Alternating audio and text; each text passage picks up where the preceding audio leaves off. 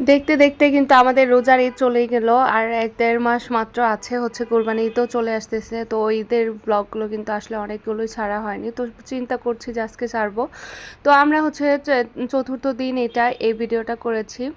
তো আমরা গিয়েছিলাম হচ্ছে একটা রেস্টুরেন্টে। তো এখানে হচ্ছে খুবই সুন্দর একটা সুইমিং পুল আছে, তার বাবল সেটা আর কি।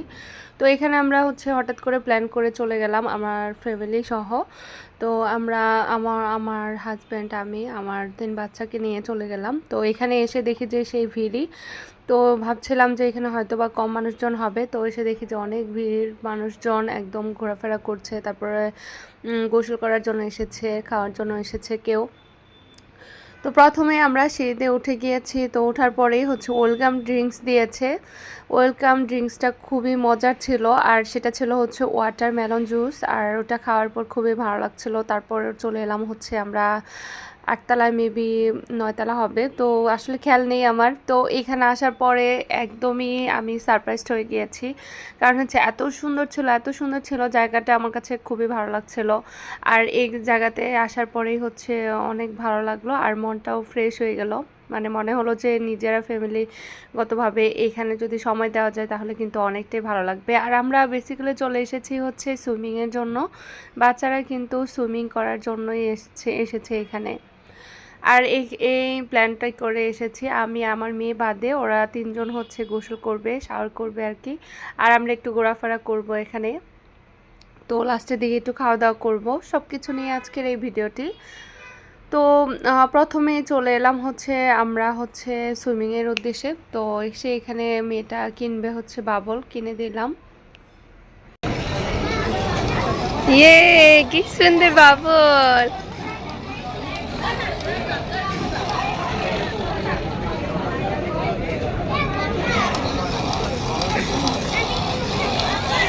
একটু নাড়া দিবে, তাহলে পড়ে যাবে। আমার ভয়েসের অবস্থা কিন্তু একদমই খারাপ ছিল ওই সময়, একদমই কথা বলতে পারছিলাম না, গলাটা ভেঙে একদম বসে গিয়েছিল। তো ওরা হচ্ছে গোসল করার জন্য চলে গিয়েছে। তো ওখানে হচ্ছে একটু মিউজিকও বাজছিল। তো আমার কাছে আর ভালো লাগলো না, নিচে আমরা বসেছিলাম। তো ওখানে হচ্ছে কাপড় টাপড় বসিয়ে দিয়ে আমাদেরকে বসিয়েছে। এরপরে আমি কাপড়টা কোথায় রাখবো বা মোবাইল দিয়ে গিয়েছে, ওদের ৩ জনে ৩টা মোবাইল, আবার হচ্ছে ওয়ালেট আছে। তো এগুলো আমি নিয়ে কীভাবে আমি মেয়েকে আমি রাখবো। আমার মেয়ে হচ্ছে সাইডে প্লেগ্রাউন্ড ছিল, মানে খেলার খুবই সুন্দর একটা জায়গা ছিল। তো ওখানে যাওয়ার জন্য একটু বিরক্তও করছিল। তো ভাবলাম যে একটু লকারে রেখে চলে আসি। তো ভাইয়াদেরকে জিজ্ঞাসা করলাম কি আছে। তো ওদেরকে জিজ্ঞাসা করার পর বললো যে লকার আছে আপু, এখানে রেখে আপনারা যেতে পারবেন, ঘোরাফেরা করতে পারবেন, সুইমিংয়ের কাছে যেতে পারবেন। এখানে খুবই সুন্দর, কিন্তু মিউজিকও চলছিল। তো আমার মেয়েকে নিয়ে এর মধ্যে চলে এসেছি হচ্ছে খেলার জন্য। তো এখানে তো এসে খুবই হ্যাপি। তো এখানে এসেই হচ্ছে স্লাইড উঠছিল।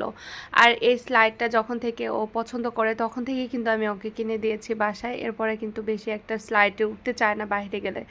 তো এখানে এসে দেখলাম যে একটু স্লাইড উঠলো, তারপর সাথে হচ্ছে বল খেলা করলো, বাচ্চাদের সঙ্গে একটু ভালোভাবেই খেলা করলো। ও মানে যেটা পছন্দ সেটাই করতে পছন্দ করে, মানে সেটা করতেই হবে আর কি। তো যাই হোক, ওদিকে ওদেরকেও আমি আবার একটু ভিডিও করছিলাম, দেখছিলাম। তো ওখানেও যাচ্ছিলাম, সুইমিংয়ে দেখছিলাম যে ওরা কীভাবে কী করছে না করছে, কীভাবে গোসল করছে। তো আবারও যাব, একটু খেলা দেখে নিই। যাও বাই।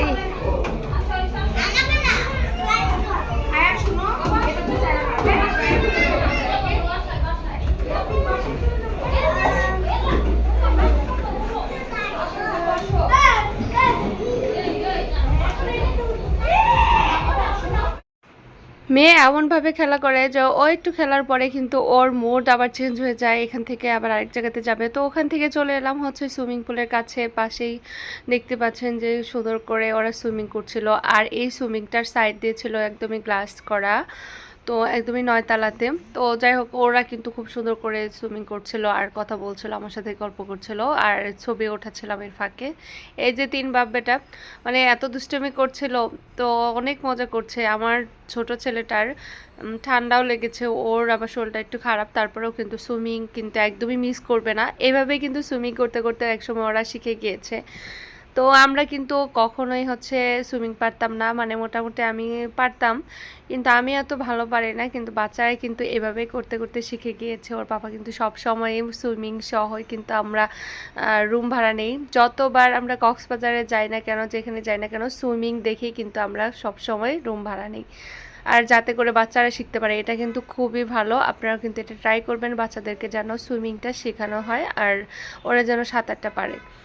তো যাই হোক, কিছুদিন আগে তো ঘটনা হলো একটা, যে বাস ডুবে গিয়েছে, ওখানে কিন্তু অনেক অনেক মানুষজন মারা গিয়েছে। তাদের জন্য সবাই দোয়া করবেন, তাদেরকে আল্লাহ পাক যেন জান্নাতবাসী করেন, আর বাচ্চাদেরকে চেষ্টা করবেন একটু সুইমিং শেখানোর।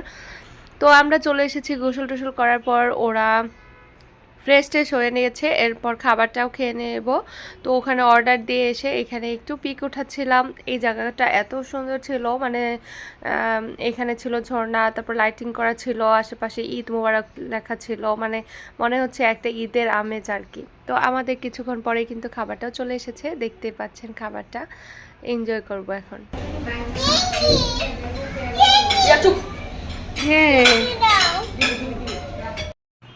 মেয়েটা চিংড়ি চিংড়ি করছিল, ও কিন্তু চিংড়ি মাছটা মাশাআল্লাহ খুবই পছন্দ করে খায়। আর এই মেনুতে ছিল হচ্ছে উম, রূপচাঁদা, তারপর হচ্ছে মাছ ফ্রাই ছিল, স্যালমন ফিশ ছিল আর কি, আর সাথে ছিল হচ্ছে চিকেনের আইটেমগুলো, আর সাথে ছিল চিংড়ি।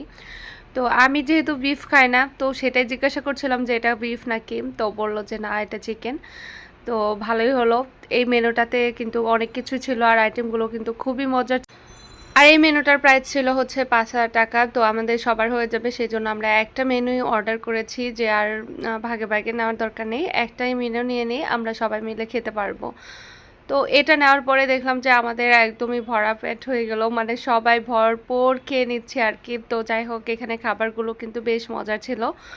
তো এক একটা থেকে এক একটা মজার, মানে আমি হচ্ছে রাইসটা অ্যাভয়েড করে হচ্ছে আমি একটু নানটা খেয়ে নিচ্ছি। আমার কাছে সন্ধ্যার সময় নানটা খেতেই ভীষণ ভালো লাগে, মজা লাগে আর কি। তো রাইসটা হচ্ছে এখন আর খাবো না, যদি বাসায় যাই এরপরে আবার রাইসটা খাবো। তো সেই কারণে আমি নানটাই খেয়ে নিচ্ছি চিকেন দিয়ে।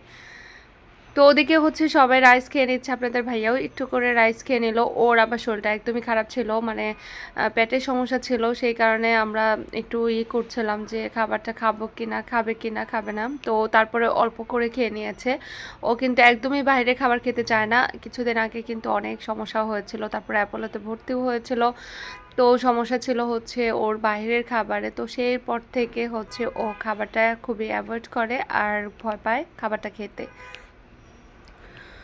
তো এখানে খাওয়া দাওয়া শেষ করে কিন্তু আমরা একটু হাঁটাচলা করব। আর এই যে এখানে যে দেখতে পাচ্ছেন যে ঝর্ণাতে কিন্তু খুব সুন্দর লাইটিং করা ছিল। এখানে এসে অনেকক্ষণ পর্যন্ত আমরা ছবি উঠালাম, ভিডিও করলাম। এখানে এসে দেখলাম যে আবার চাঁদের কিছু অংশ রেখেছে, ঈদ মোবারক কিছু রেখেছে, ওখানেও কিছু ভিডিও করে ছবি উঠিয়ে চলে এলাম আমরা বাসার উদ্দেশ্যে। তো নিচের দিকে এসে দেখলাম যে আবার হচ্ছে কিছু আইটেম বাচ্চাদের, তো ওখান থেকে কিছু একটা কিনলো আমার মেয়ে। তো ওখান থেকে কিনে কিন্তু আমরা চলে যাচ্ছি। আর তেলের কিন্তু খুবই সংকট চলছে, তো সেই কারণে আমরা কিন্তু একটু টেনশনও করছিলাম। তো যাই হোক, আমরা কিন্তু চলে এসেছি বাসায়। এটা পরের দিন বান্ধবীর সাথে চুলটা কালার করতে গিয়েছিলাম, আর মানে হচ্ছে কালারটা কমাতে গিয়েছিলাম, তারপরে চলে এসেছি বাসায়, এসে চা খাচ্ছি। আন্টিটার সাথে চেয়ার্স করো, এটার সাথে চেয়ার্স করো। এই যে আল্লাহ, এটা বলতে হয় না। বাই দি, see you next time, bye. চলে যাচ্ছ দোস্ত? হ্যাঁ, আবার আসো। আল্লাহ হাফেজ।